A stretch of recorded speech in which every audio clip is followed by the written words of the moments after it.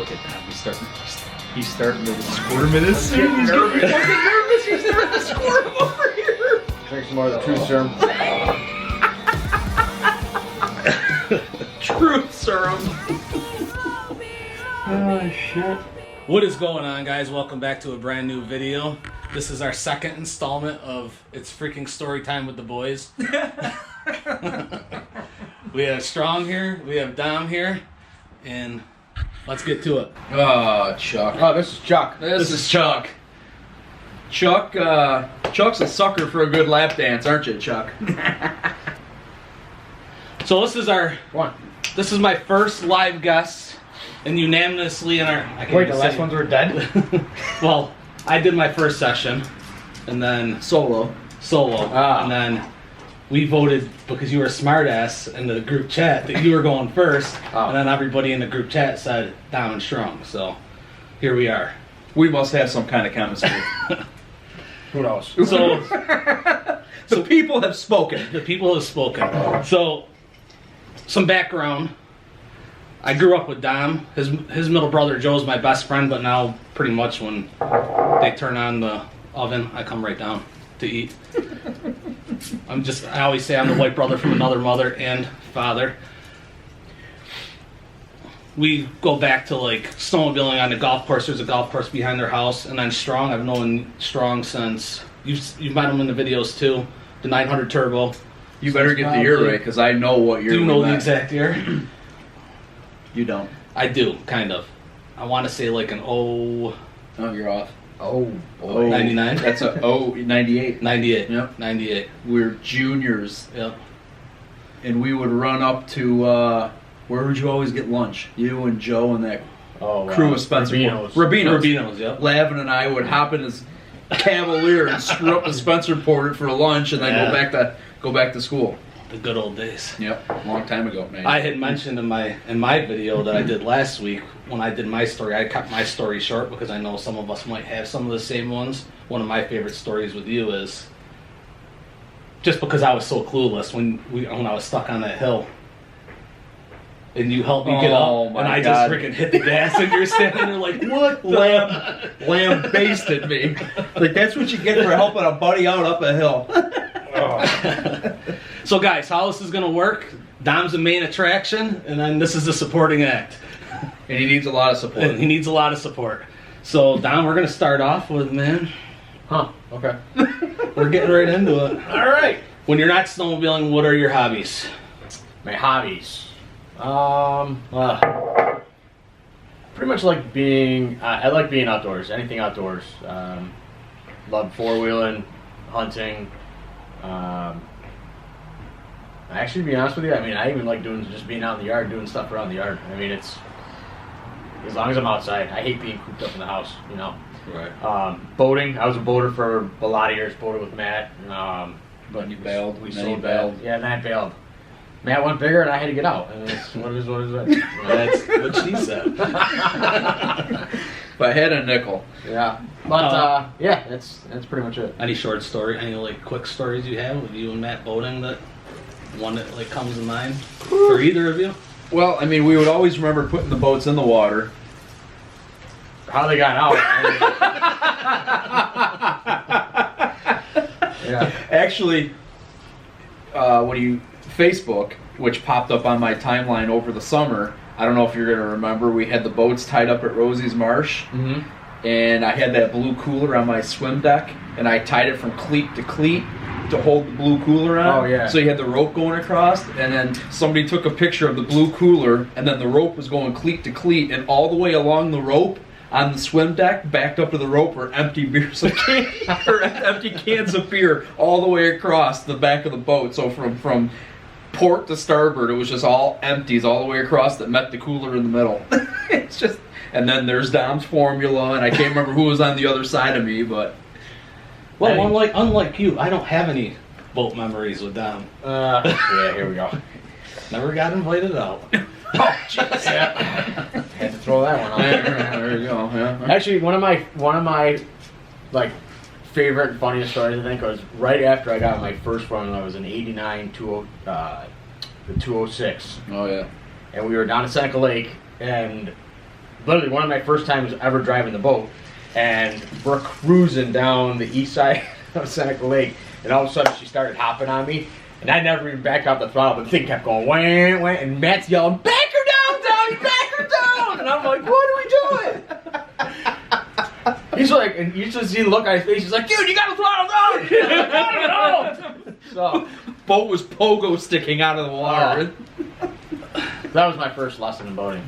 Was it you, not to get off on a tangent on boats here, but was it you when we were with Matt, that wave came over the bow of the boat and you turned around and you're like, oh, yeah, that's right. Yeah. Yep. The rogue wave out of nowhere. Rogue wave. Yep. Everybody got drenched. Matt's like, incoming! Freaking wall of water right over the Vic bow. was too. I feel like Vic was with us. Remember, wasn't it? See, this is supposed to be snowmobiling, and here we are boating. Remember on Seneca when we threw the rooster tail off the back of your boat? And Lavin came across the back with a boat full of girls, and we're throwing this monster rooster tail off the back of the boat, and everybody got drenched because they didn't see it God coming. knows how many gallons of water thrown into that. The bilge is still running. That was funny. I forgot Oh about my that. god. Oh. Yep, good times. No, man. How many years did you boat for before you got rid of yours? Man, probably close to 10, I would say. Yeah. Somewhere around there. You had that 206 for probably 5 seasons, right? 4 seasons? Yeah, and I had the other one for 5 or 6. Yeah. Well, so you owned a boat for 10 years, actually used one for 9. Yeah, well, Because I had a lot going on there. that last year of the formula, I think it sat in a barn the entire year. Well, between the water problems and not being able to get it in the water and all kinds of crap. Yeah. Yeah. So that was my terrible attempt to lead into how many years have you been snowmobiling for? Because I know it's been longer Oh, yeah. than boating. Well, actually, snowmobiling, I've been riding since I was probably, man, I don't know, 6, 7 years old, something like that. First snowmobile was an 83 John Deere Spitfire. Oh, man. The old 340 was like throwing a brick down the road. Is that like a single cylinder? No, it was Twin cylinder? It was a 340 twin cylinder, Yeah. air cooled. It was great. And then then you graduated to the VMAX Pogo Stick Shock. Yep, the 94 VMAX. Yeah. That got buried in the creek back here in the golf course one winter. Thing was a hog. Yeah, that was. You need a the sled was bulldozer like to get it out. 700 pounds or something like that. I got it stuck back in the golf Keep course doing the one time. timeline I of walked what you home. had, if you remember. I walked home because I couldn't get it out by myself. Oh, my All Lord. 100 pounds of me back then. There was one, you remember the guy who had his frozen, the did I say the Bentley guy? Remember that? Oh, yes. Dave had his Yamaha, yes, and he couldn't get across that creek. And it was And it got frozen, stuck, right? and we went back the next day, and it was frozen into the creek. Oh. Yeah. If you remember your timeline of what you got, keep going. Yeah, so there was the 94 VMAX 600. We had that for several years. Then I got the Skidoo, the 98 MXE 583. And then after that, I got the 2003 600. The Red Rocket. Yep, the Red Rocket. That was the ZX package. And then I got the 08, the first XP that they came out with on the Rev chassis. And then after that, I got the 2016 XRS. And now I'm riding 2020 XRS 850. A little different. What's your favorite one out of all of them? I really like the 16, but I really the 20, the new one is. I really like that. The throttle response, everything is just the way it handles. I got it tuned right in, perfect for like myself, my riding style, my weight. It handles really, really well. I thought you might get a little mushy over the 583 because that thing floated around, bounced around. Got welded back together a few times. Well, that 08 was not a great year for Skidoo, but that thing was fast. It was. That 600, that 2008, it was like, you almost think that they put the wrong sticker on the cowl, you know what I mean? And it was really an 800. It was just so fast. That was a fun sled. But it's like that 08, 09 2010 era for Skidoo was like a rough go. They made a lot of changes too. Like Yeah. they kept changing like where the kind of center of gravity was in the sled, because it changed a lot from 08 to 09. You were a lot more forward, Mhm. up higher, and you had, I think you I had don't know. 09. All my followers and stuff know how I felt about it, and that's Yeah. my freaking shoulders felt like I sealed driveways for 2 weeks straight. Yeah. How often do you upgrade? I mean, you can. We just went through the years. I mean, the 16 to 20. I had that one for 4 years. Still have that one, but I'll probably look at another one maybe next year. Riding for a couple years, and That was the next question. Why? a lot different though too. I mean, I'm in a completely different situation than I was 10 years ago. You know, what I mean, Right. sleds aren't $7,000 anymore. Yeah. No, they're definitely not. What are your favorite mods? So on the older sleds, you know, it was always the cans, and That's what I said on mine. The reed chasing the reed valves out on them, and The old V-Force 3s. yep. But I'll tell you, the last 2 sleds I've had, I haven't done anything to them. I think they ride good, they sound good. Plus, I don't need any tickets, so. I gotta be honest with you, I don't know about the rest of you guys or even everyone watching, but when they outlawed the cans and the pipes and we had to get rid of them, Billy had sold my can to some guy in Michigan. It was actually nice putting the stock stuff back on because we all had pipes and cans. I mean, there'd be 10 of us riding and everybody was piped and canned, and it was just like, it was brutally loud. Train of obnoxious. So that Yeah. makes me think back to when I first started. Dick's Pub. That's where me and my dad Yeah. used to stay. And I remember one night you guys were up already. It was during the day. I think we were going to Old Forge that weekend. So you guys rode the day, and me and my dad didn't get up there till the evening. So we're unloading, and for literally like 15 minutes straight, that's all you could hear were cans. Yeah. And about like 7 minutes in, I go, I bet that's the guys coming back from the hill. And lo and behold, you come off the North Trail, right around into Yeah. the thing, and see us sitting there. I'm Yeah. like, it was was a a- long way. It was nice putting the stock stuff back on because I was like, oh wow, this is actually enjoyable. It's quiet. It's a little. Hey, come here. Where's your primary area that you snowmobile? I mean, obviously we know, but some of the people out here don't know. Yeah, no, mostly actually right here, Redfield, New York. I have a camp up there, and I've been going up there since I was 15. I'm going to be 42, so you can do the math. But yeah, I mean, we ride the whole Tug Hill region. Not very many places of the Tug Hill Plateau I haven't been on at this point. So What do you enjoy about it? Not Tug Hill, but snowmobiling in general.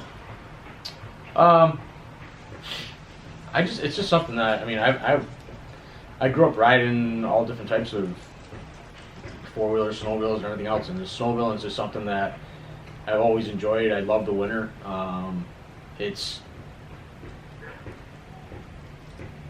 I think at this point, I think not only just being outside and enjoying riding and nature and everything else, but on top of that, I mean, I've been riding with the same group of guys. I mean, you guys for 20 years. It's something that brings us all back together every year, and we have a lot of good times, a lot of laughs, and I think we're all there for the same exact reason. And it's just it's something that has always kind of drawn me to not only snowmobiling itself and riding, which is awesome, but in addition, it's just the whole experience and just being able to do something we've all done together for such a long time. That's what I had said. Camaraderie, hands down. Mm-hmm. Hands down camaraderie. Yep, definitely. That's what I hope. Like, my cousin was just talking the other day. They do this canoe trip every year, and he's like 65, and one of the older guys are like, oh, he's getting older, but we have to switch up to how he goes. We can't just keep him from going. Mhm. And I had said, the guy probably hopes he dies out there, and Yeah. I don't want to say it now, but Too young for that. If you had a heart attack on the trail, wouldn't it be the worst case scenario for checking out? You guys would be effed up, but I don't know if I'd want to have a heart attack out there, Mike. yeah, I don't want it. Is this how I'm gonna go? On the North Trail? Jeez. All the years you've been snowmobiling, you must have some kind of favorite picture that you'd like to share with us. I have a couple.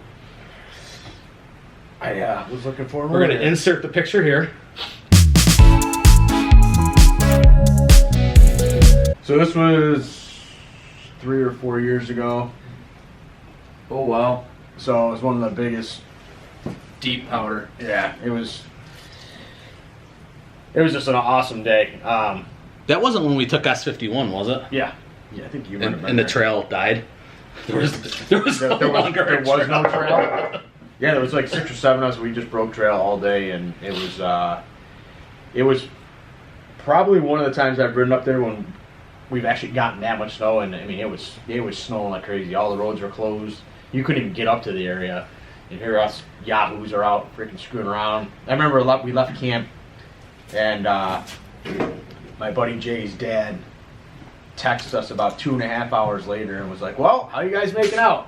And our buddy Jay was like, "Well, Dad," he's like, "we got about 7.5 miles and 1,000 smiles." So, you took Route 2 all the way home that day. It was right down Route 2.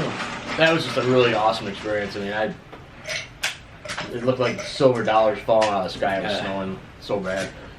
So. I just remember when we finally decided to turn around, everybody was turning around, and there goes my dad off, and I'm like, oh my God, we're gonna have to dig him out, and he somehow stayed on the throttle and kept coming through. Yep, so that's one of my favorites, and then I think you probably know which one's my other favorite because you took it. But this is on the new sled. I took this at Mike's last year. Or Mike took it of me. But I was just, just screwing around. You have Pepsi on her? No, but I will go get you some, doctor. I'll go get some. Well, you're in the middle of the interview. We had that big mound in the backyard. I'll put the card up here of that video, Guys Weekend, and he was putting on a clinic. That's the one thing I love about Dom. Even back in the old days, like when we went to Canada and stuff, we'd be sitting in a parking lot, and all of a sudden, you just see this one guy just trolling around. People would start watching, and he'd troll all the hills, and eventually you'd see him come over one side, and Canada. Yeah. Not to go on a tangent here, but hands down, Dom is the highest I've ever seen a personal sled get in my entire life. He came off one of those ice shifts on Lake Nipissing. And I gotta say, it must have been like 12 feet, 13 feet in the air, just flying. It felt like it when it came down, that's for sure. Yeah, that was pretty crazy up there. That was a really fun experience too, just being up there. You get those huge lake shifts. Snow just drifts off them, and you just fly off of them, and it was fun. That and really cold. Yeah.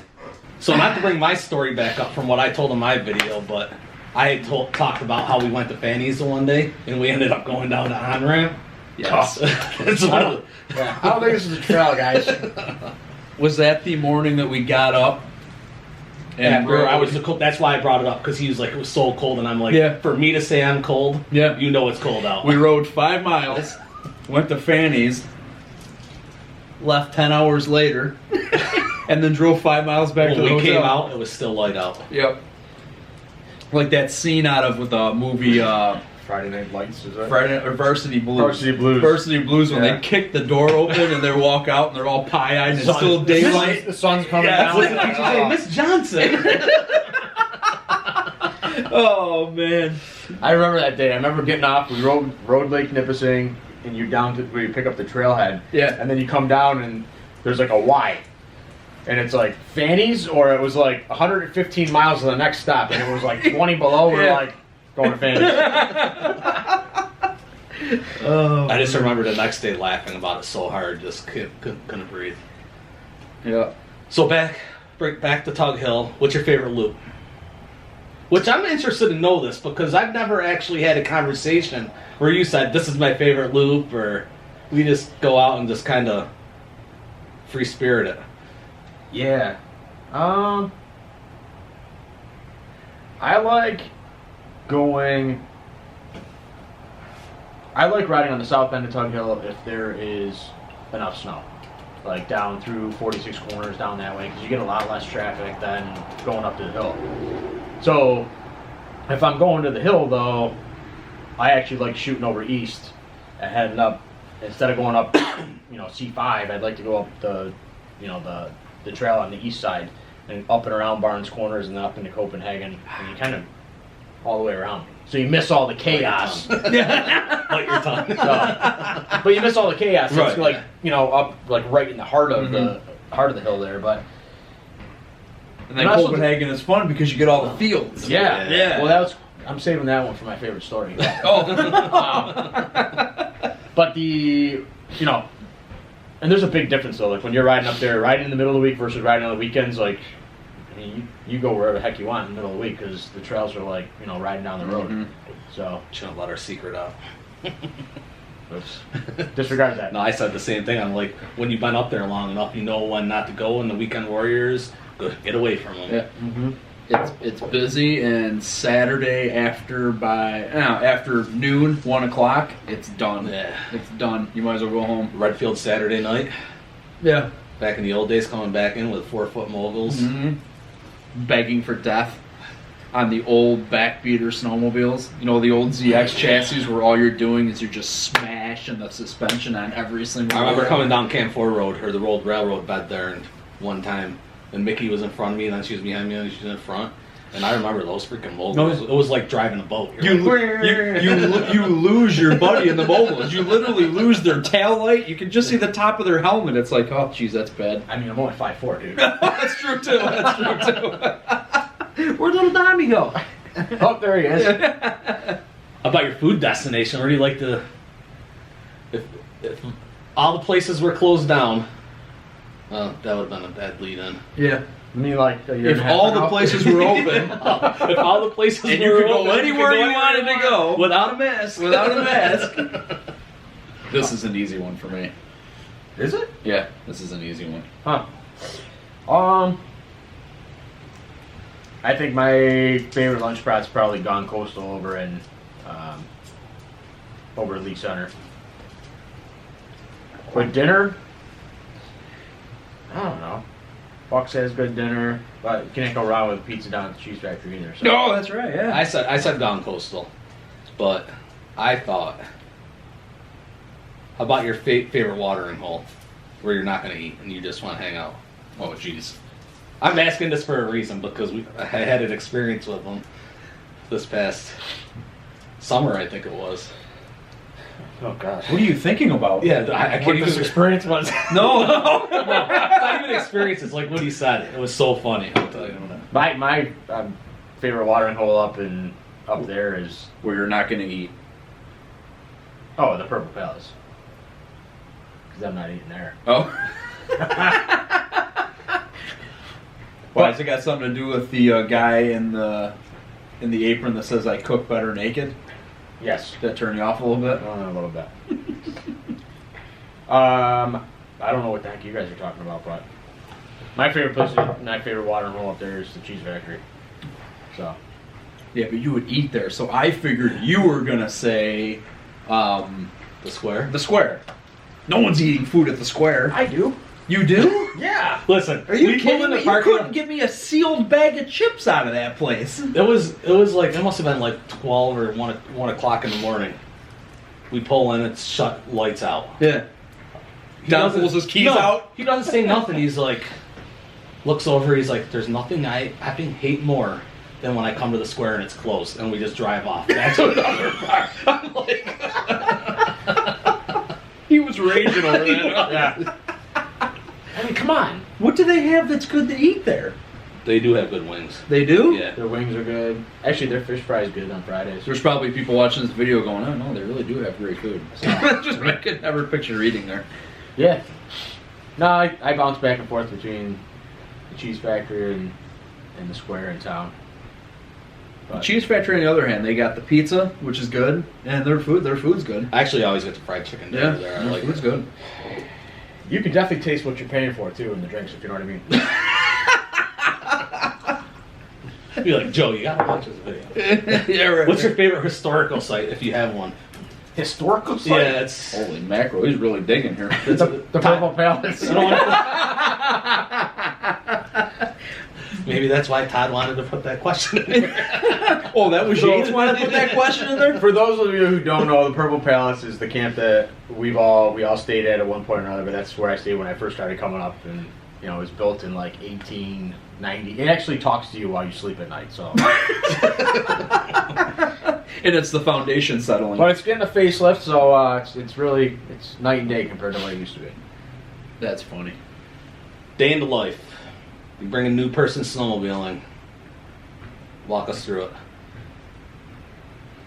I think I brought a lot of people up throughout the years, but I think my favorite times are, I can remember when I brought my brother Joe up there for the first time, and it was, I think, him and my cousin Vic. We had my dad's truck, we were driving up there, and it was snowing. Like, pushing snow with the bumper of the truck snowing.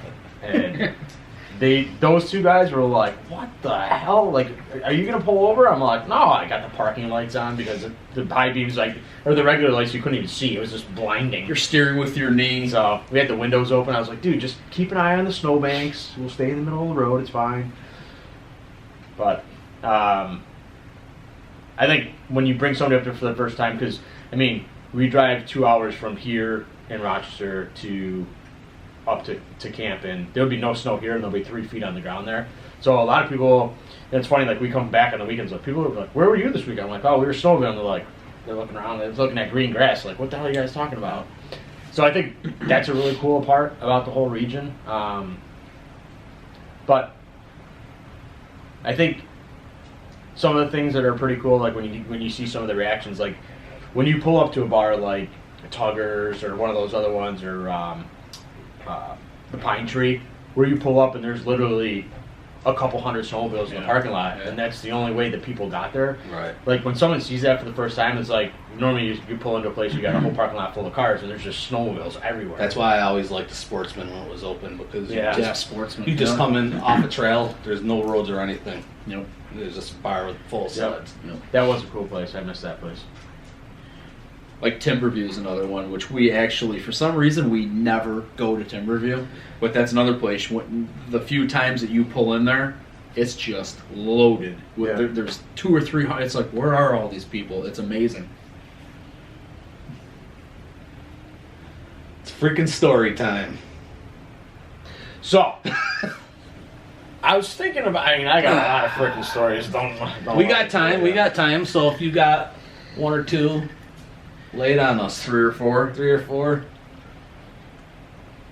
Well, I guess I got a funny drinking story. So we were at the Square one time, and they were like, yeah, we're all out of ice. And I was like, that's all right. And they were like, and I like a lot of ice in my drink, so that's, something that was going to definitely pose an issue. But being the quick thinker that I am, went outside, broke a couple icicles off the roof, lead and all.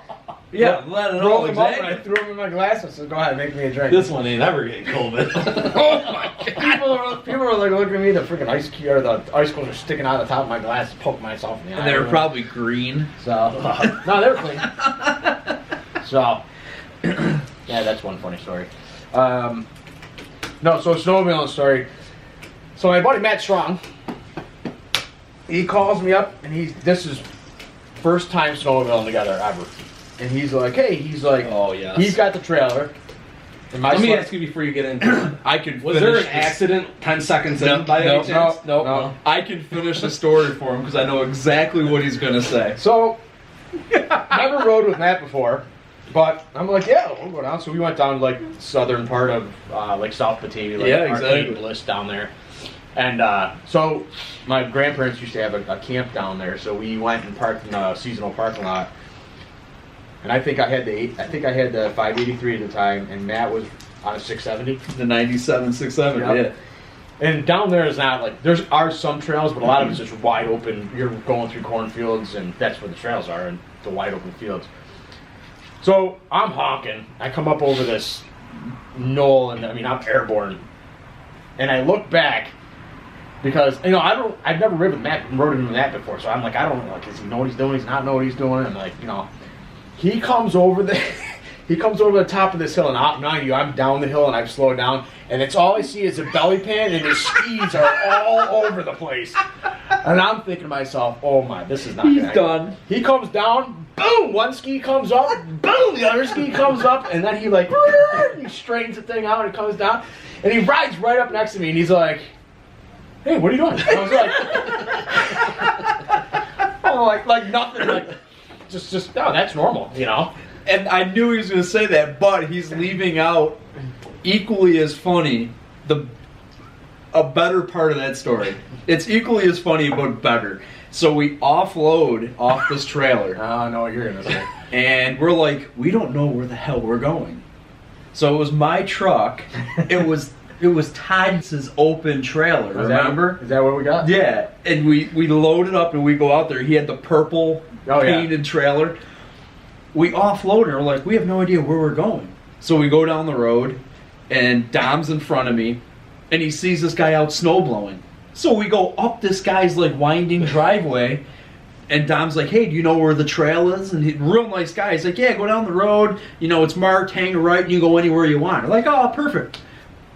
So I turn around like a normal human being and I turn the sled around and I'm going back the way we came. I look back, Dom finds an 8-foot, 10-foot doesn't matter hill, like this big berm that was covered in snow. And after this guy gives us directions, Dom hits this berm, goes launching midair with like this heel clicker off into this guy's yard, and we take off. I'm like, what the hell? The guy was nice enough to give us directions, and he's doing like Blair Morgan bullshit off of his hill. It's like, what the hell? So we got down and we're cruising, and we stop, we take our helmets off, and I'm like, what the hell was that? I'm like, what? It's like I can see it business. now in the comments below. The haters are going to be like, stay on the trail, stay right. Oh yeah, right. Use your hand signals. That guy's I'll never forget that. I'm like, I look back and Dom's in midair. I'm like, what, is he giving this guy a show? I probably threw all the snow and just snowblowed back in the driveway. Oh my god, it was hilarious. What are you doing? That was a lot of fun though. I mean, we put on a lot of miles because, like Dom said, it was there's no trails. Yeah. There's no left, right, 20, 30 miles an hour. It's like riding in Copenhagen all day. It's your average speed is 80 miles an hour, and you're just, the only time you have to stop is to go across a road, and you're just flying. Yep. Holy mackerel, hilarious. These things are good. Well, to keep it going a little, you got a favorite story riding with me? I don't want to make it work here. I think, Anything in Canada. yeah. I'm trying to think. Some of the. I was just thinking when you said he was up on his skis like this, you remember in Hilton the one time? I smacked a tree with my helmet, and you were did? behind me. You remember that? You're like, I could hear yours up, and then I could see your eyes. It's the same night. That's the same night that, oh, you'll be fine. You'll make it to the gas station. And then you had to go to Dan's shed, come out the road, fill me up with gas. Yes, that's right. I had to rob my old man's lawnmower gas, or snowblower gas to get you home. Yeah. And what were you on? I can't remember. Was I on the... It was either that 500 SS or that Renegade. I can't remember if it was the first year or the second year that happened. That was a while ago. Yeah, that was 04. That was It had to have been the 500 SS because that you bought it new and it was an 04. Yeah. So it had to have been. Oh, that's funny. Yeah. A lot of good times, man. Yep. So I know you probably didn't bring a love letter, which is I'm cool with, but do you have any last words you want to share with them? I mean, anything you want, anything snowmobile related, shoot from the hip, lie by the seat of your pants. Lie? You have it. Don't share your favorite story, obviously, because you're going to do your own, but do you have any stories that you might want to dig out of the treasure chest and... In regards to this guy? Yeah, him, or just in general. Well, I mean, it's all the nonsense that I just spoke of.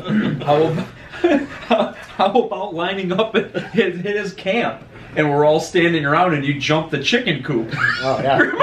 It's like, you were like 30 feet feet in the air. It's like, what is it? And then Jim tore it down. That's not safe. I mean, honestly, if there's one guy that I know that spends more time in the air than on the trail, it's him. When you went to get the Pepsi, I talked about Canada when I said he's the highest I've ever seen a personal sled get. Yeah. He's about 12, 13 feet off that one ice shift. That's right, the ice shift, yeah. Oh, it's funny. It's funny. The only one that can give you a run for your money is Mike's. Oh, for sure. And watching him jump the road in front of the Purple Palace was just crazy. I mean, I would never even a million years attempt it. I'd be in a body cast. And he would just do it time and time again. He'd do it, turn around, and do it again. And it's like, from where he jumped to where he landed, you're talking 30 feet, 40 feet. The road's got to be 30 feet wide, almost. Yeah, lane's 12, 13 feet, 26. Yeah, I mean, you're talking 40, 50 feet. Yeah, it's crazy. He came to my camp a few times, and we have pushed that snow all the way up to the telephone pole that's in the back of the house. And he would hit that, and I had to tell him, like, you can't keep doing this. Because there was one time where I was standing on the side watching, and he couldn't have been that far away from the power wires kind of thing. I'm like... I got one. I got a really good one. Local riding in Hilton. I can't remember where we were coming from. I think we may have been at Josie's Jukebox on Ridge Road. Oh, boy. So we left, went down Trimmer Road, and then you hit Peck, and you can go Peck straight across that field to Parma Center. Yep. And I was leading, and I can't remember how many of us there were, but you were behind me. We went, you know what I'm talking about. We went across that field, we hit Parma Center, went across Parma Center and hung a left and went down the side of the road. And kind of like his story in the Southern Tier, all skis and all stupid. I'm like, oh man, this looks like a really good ditch berm to jump. Jumped it, cleared the driveway, but when I hit, got all cattywampus, fell off the snowmobile. And all I remember looking through my helmet... This is why you wear a tether. Yes. All I remember looking through my helmet was rolling onto my back and seeing Dom's red MXZ like coasting right over the top of me. It was like he landed and I thought he was going to take my legs off. You know what I mean? And then I had no idea that he even fell off because the sled kept going down the side of this guy's yard. And I didn't realize he was laying in the snow. I remember... I was in the back that night. I remember this. And I was leaving the jukebox and I spun out and hit the snowbank at the jukebox. There you go. And Tiffany was bartending at the time. She comes out, she's like, they're gone. I'm like, I know. And I had to pull it out and it was ice. I kept spinning. Oh, yeah? I did 103 on that 500 SS right down the middle of 104. Oh my God. Yes. That's where we were, yeah. And that was a long time ago. 2000 and... Around that was a long 2004, time ago. 2003. Early 20s. Yeah. Goodness gracious, I'm glad we've grown up and gotten wiser. Some of us have. Oh boy. Oh. That's awesome. That was fun. Last words. Watch this. Huh? You said last words? Definitely watch this. I would just say that just from a snowmobiling community, like if you do ride, support the clubs, because without them, I mean, they do a lot of work throughout the year, and without the trail system, we don't have any place to ride on. So they're always looking for volunteers and people to help out. So if you can put your time in, it's definitely well appreciated. We spend a lot of time, both our camps are in Redfield. Yep. Shout out to the Redfield Club, they do great work. We are doing the hot dog roast trail site again this year. When Bill does his, we'll give you that date. Yep. That's a good time. Thank you for doing this. Stay on the trail, stay right. Really, I appreciate it, man. Michael, thank you. I'm excited about this. I hopefully turn it into a podcast at some point, and just you guys being good sports is a step in the right direction for me. And they get to buy into. I get more views on your video. I got great views, and then when you're in them. Well, it's the 900 turbo. Well, everybody wants. I'm trying not to make your head any bigger than it already is, but everybody likes to chime in on the 900 turbo. So, guys, that's it. Is that a lawnmower? What's that? A 900 turbo. Lawnmower? Lawnmower. Man, you wouldn't know. These two-stroke guys are still lost in their own exhaust. They don't know what's going on. You know what I mean? That's two like t-shirt ideas. Cattywampus and lost in your own exhaust. They're lost in their own exhaust. These guys go out, they start these things, they go, oh my God, what the hell? We're going to finish on that. Thank you for tuning in. If you stayed this long, thank you for tuning in. Guys, do me that one big favor. Tell your grandmas, your grandpas, your moms, your dads, your aunts, your uncles, your brothers, your sisters, your frenemies, your enemies, all them people about these videos. Share them, like them. Ride right, stay right, support your club. Love you guys. Peace out. And we'll see you next time. Thank you guys. You got it.